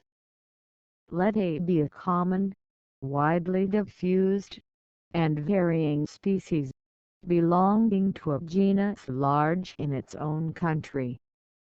The little fan of diverging dotted lines of unequal lengths proceeding from A may represent its varying offspring.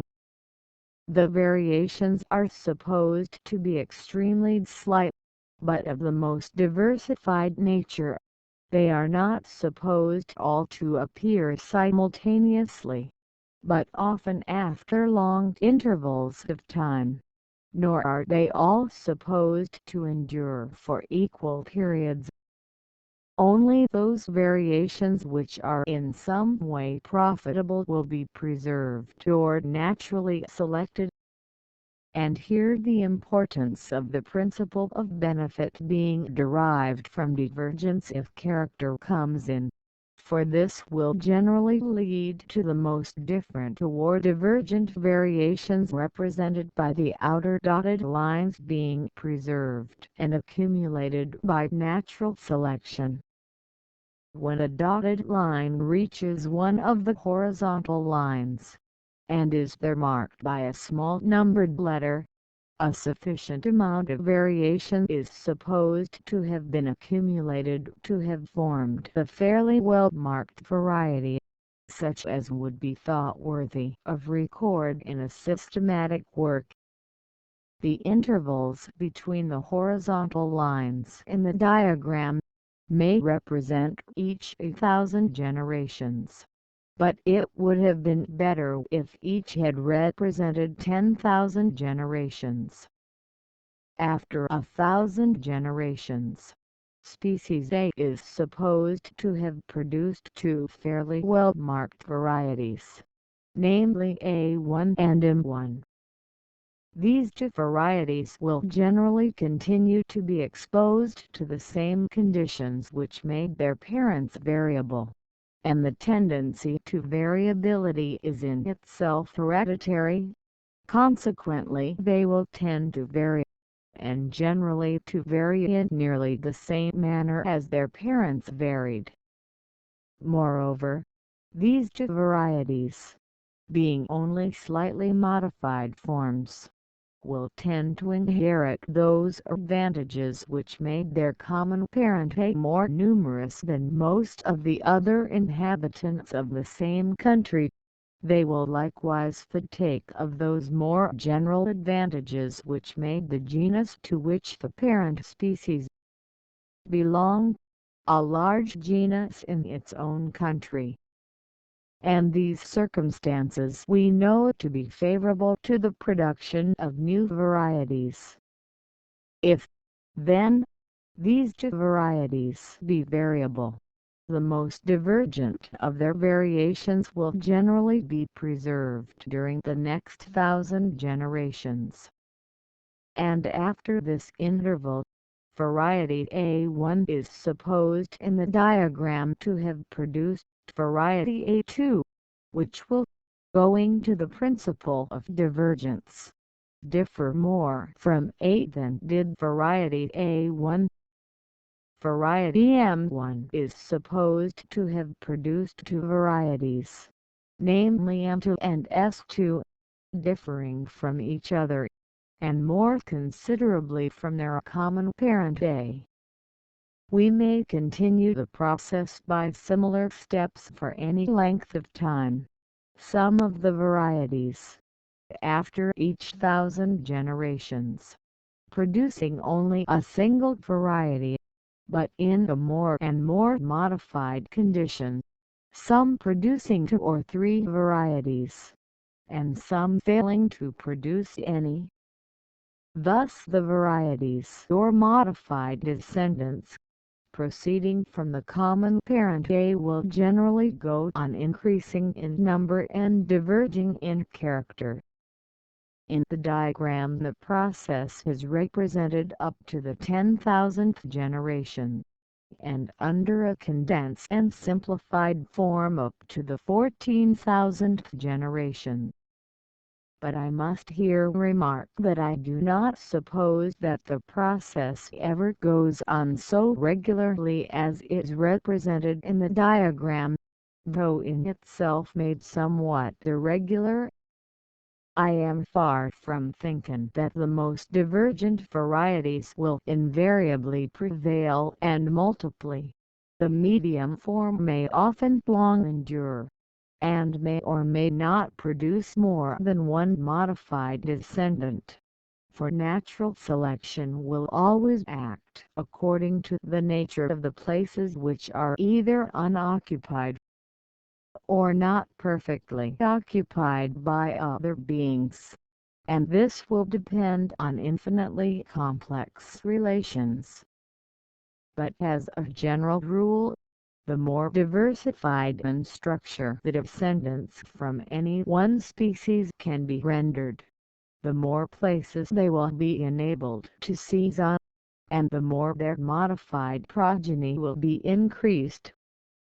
In our diagram the line of succession is broken at regular intervals by small numbered letters marking the successive forms which have become sufficiently distinct to be recorded as varieties. But these breaks are imaginary, and might have been inserted anywhere, after intervals long enough to have allowed the accumulation of a considerable amount of divergent variation. As all the modified descendants from a common and widely diffused species, belonging to a large genus, will tend to partake of the same advantages which made their parents successful in life, they will generally go on multiplying in number as well as diverging in character. This is represented in the diagram by the several divergent branches proceeding from A.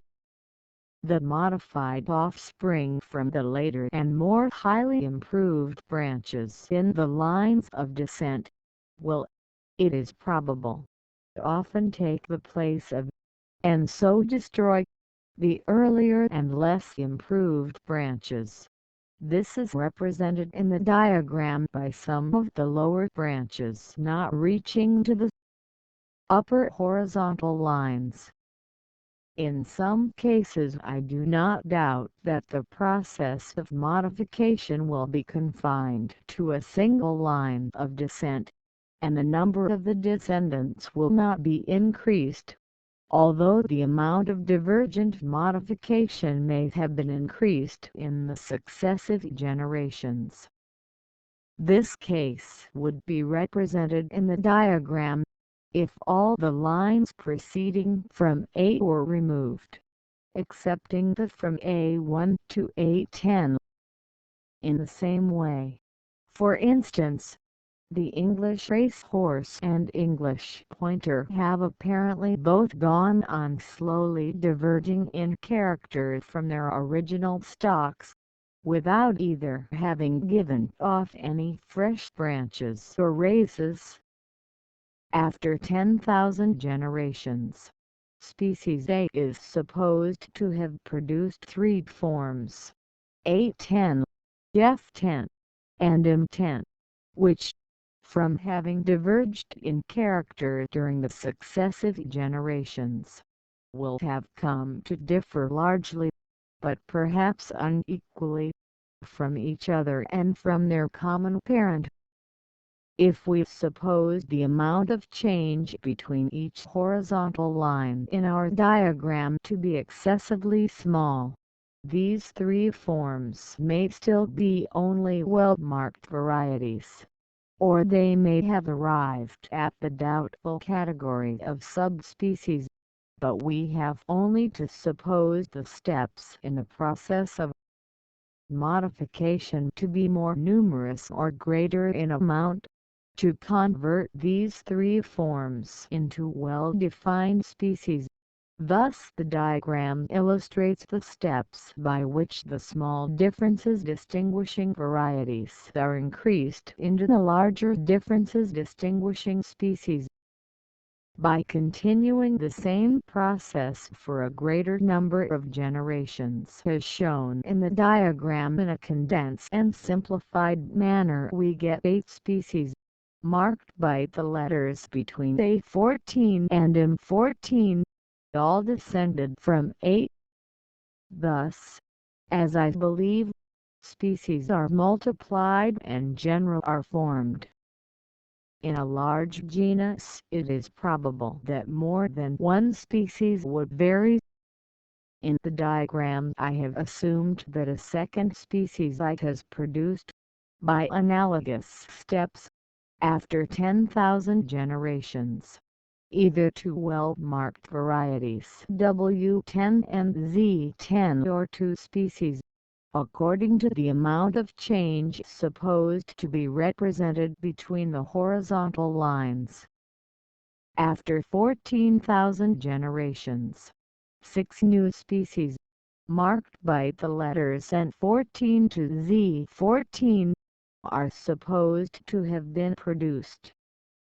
In each genus, the species, which are already extremely different in character, will generally tend to produce the greatest number of modified descendants, for these will have the best chance of filling new and widely different places in the polity of nature. Hence in the diagram I have chosen the extreme species A and the nearly extreme species I as those which have largely varied, and have given rise to new varieties and species.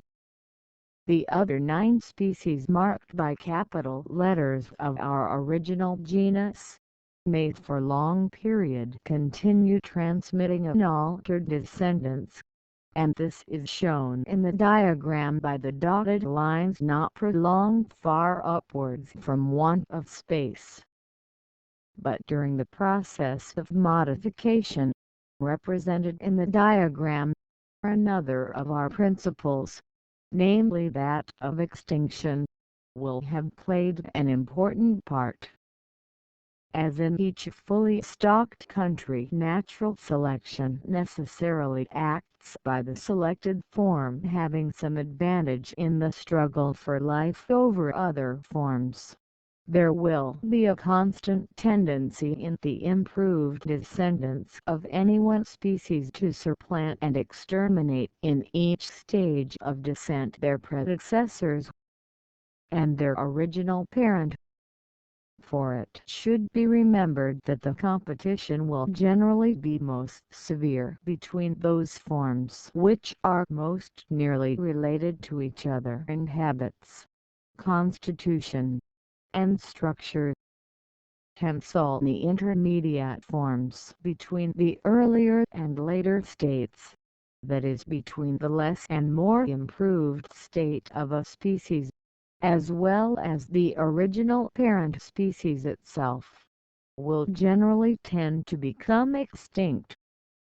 So it probably will be with many whole collateral lines of descent, which will be conquered by later and improved lines of descent. If, however, the modified offspring of a species get into some distinct country, or become quickly adapted to some quite new station, in which child and parent do not come into competition, both may continue to exist. If then our diagram be assumed to represent a considerable amount of modification, species A and all the earlier varieties will have become extinct, having been replaced by a new species A14 to M14, and I will have been replaced by 6 and 14 to Z14 new species. But we may go further than this. The original species of our genus were supposed to resemble each other in unequal degrees, as is so generally the case in nature, species A being more nearly related to B, C, and D than to the other species, and species I more to G, H, K, L than to the others. These two species A and I were also supposed to be very common and widely diffused species, so that they must originally have had some advantage over most of the other species of the genus. Their modified descendants, 14 in number at the 14,000th generation, will probably have inherited some of the same advantages. They have also been modified and improved in a diversified manner at each stage of descent, so as to have become adapted to many related places in the natural economy of their country. It seems, therefore, to me extremely probable that they will have taken the places of, and thus exterminated, not only their parents A and I but likewise some of the original species which were most nearly related to their parents. Hence very few of the original species will have transmitted offspring to the 14,000th generation. We may suppose that only one F of the two species which were least closely related to the other 9 original species, has transmitted descendants to this late stage of descent. The new species in our diagram descended from the original 11 species, will now be 15 in number. Owing to the divergent tendency of natural selection, the extreme amount of difference in character between species A14 and Z14 will be much greater than that between the most different of the original 11 species. The new species, moreover, will be allied to each other in a widely different manner. Of the 8 descendants from A, the 3 marked A14, Q14, P14, will be nearly related from having recently branched off from A10, B14 and F14, from having diverged at an earlier period from A5, will be in some degree distinct from the 3 first named species, and lastly, though 14, E14, and M14, will be nearly related one to the other, but from having diverged at the first commencement of the process of modification, will be widely different from the other 5 species, and may constitute a subgenus or even a distinct genus. The 6 descendants from I will form 2 subgenera or even genera.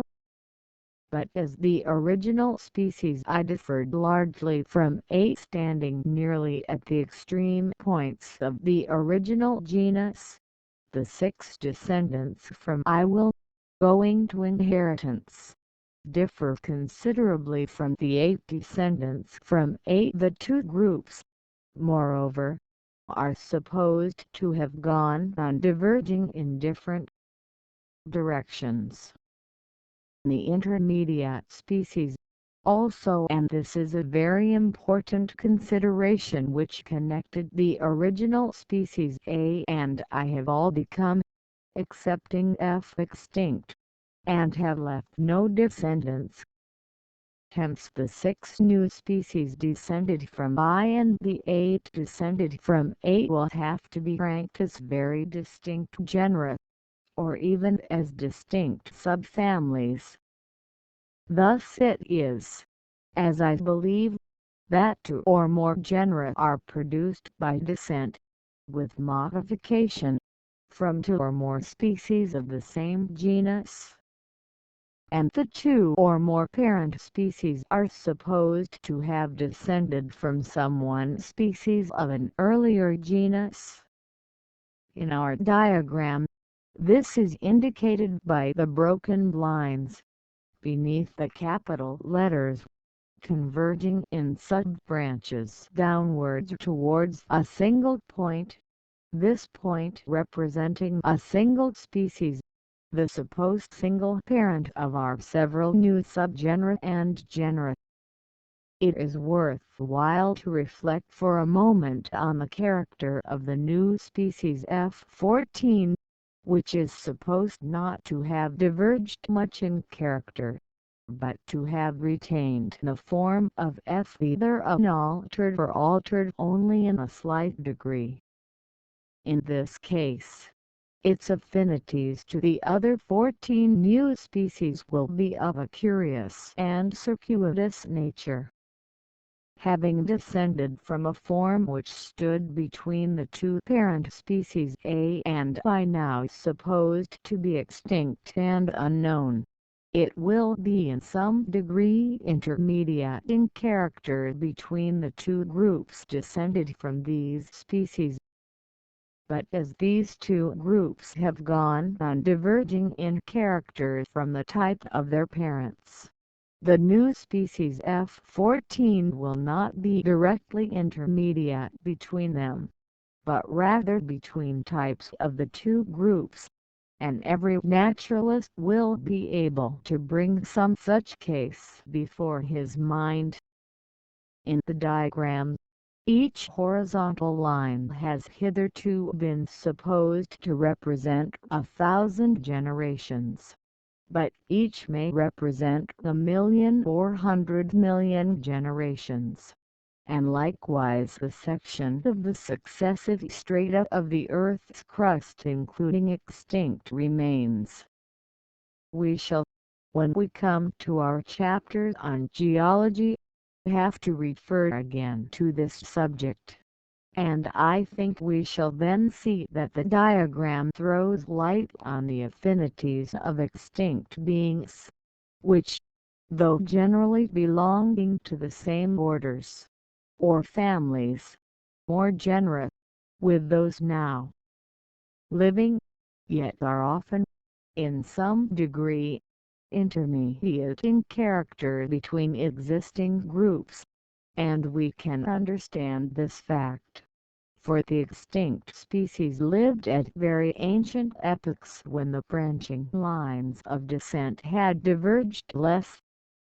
I see no reason to limit the process of modification, as now explained, to the formation of genera alone. If, in our diagram, we suppose the amount of change represented by each successive group of diverging dotted lines to be very great, the forms marked A14 to P14, those marked B14 and F14, and those marked O14 to M14, will form three very distinct genera. We shall also have two very distinct genera descended from by and as these latter two genera, both from continued divergence of character and from inheritance from a different parent, will differ widely from the three genera descended from A. The two little groups of genera will form two distinct families, or even orders, according to the amount of divergent modification supposed to be represented in the diagram, and the two new families, or orders, will have descended from two species of the original genus, and these two species are supposed to have descended from one species of a still more ancient and unknown genus. We have seen that in each country it is the species of the larger genera which oftenest present varieties or incipient species. This, indeed, might have been expected, for as natural selection acts through one form having some advantage over other forms in the struggle for existence, it will chiefly act on those which already have some advantage, and the largeness of any group shows that its species have inherited from a common ancestor some advantage in common. Hence, the struggle for the production of new and modified descendants will mainly lie between the larger groups, which are all trying to increase in number. One large group will slowly conquer another large group, reduce its numbers, and thus lessen its chance of further variation and improvement. Within the same large group, the later and more highly perfected subgroups, from branching out and seizing on many new places in the polity of nature, will constantly tend to supplant and destroy the earlier and less improved subgroups. Small and broken groups and subgroups will finally tend to disappear. Looking to the future, we can predict that the groups of organic beings which are now large and triumphant, and which are least broken up, that is, which as yet have suffered least extinction, will for long period continue to increase. But which groups will ultimately prevail, no man can predict, for we well know that many groups, formerly most extensively developed, have now become extinct. Looking still more remotely to the future, we may predict that, owing to the continued and steady increase of the larger groups, a multitude of smaller groups will become utterly extinct, and leave no modified descendants, and consequently that of the species living at any one period, extremely few will transmit descendants to a remote futurity.